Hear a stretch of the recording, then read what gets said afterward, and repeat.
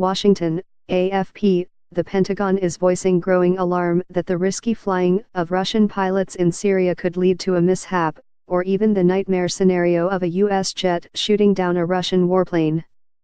Defense officials this week highlighted several recent close calls with Russian planes, including one on Wednesday, when a pair of US F-22s intercepted two Russian jets over a part of Syria in which the Pentagon says they are not meant to be operating.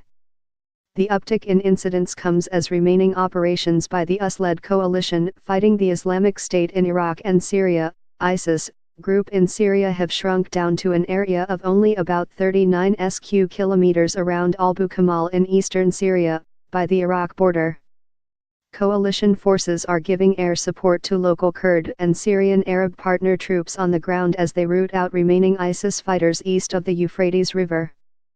Under a verbal agreement, the Russians, who support President Bashar al-Assad, are supposed to stay to the west.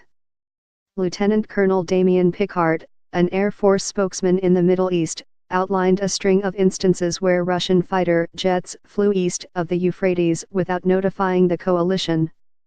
On November 15, two USA-10 Warthog ground attack planes nearly collided head-on with a Russian Su-24 Fencer that passed within only 90 m of the American planes, a mere whisker in aviation terms. One A-10 pilot had to aggressively execute a defensive maneuver to avoid a mid-air collision, Picard said in an email to AFP.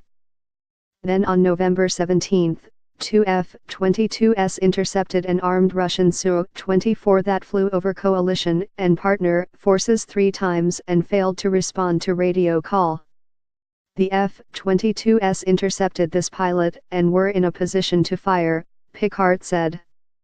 Luckily, our pilots showed restraint, but given the actions of the Su-24 aircraft could have reasonably been interpreted as threatening to U.S. forces, our pilots would have been well within our rights to engage. Defense Secretary Jim Mattis said it was not clear if the incidents were a mistake due to inexperience, or the product of boisterous young pilots dangerously feeling their oats. I don't expect perfection, but I don't expect dangerous maneuvers either, and so we'll sort this out, Mattis told Pentagon reporters on Friday. Right now, I cannot tell you if it's sloppy airmanship, rambunctious pilots, or people who are trying to do something that is very unwise.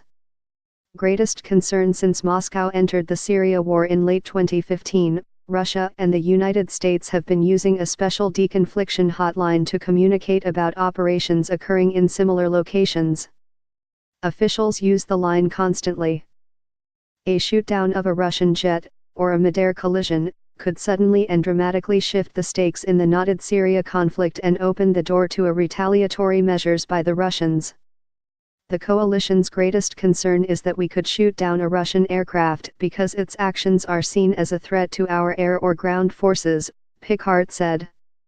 We are not here to fight the Russians and Syrians, our focus remains on defeating ISIS.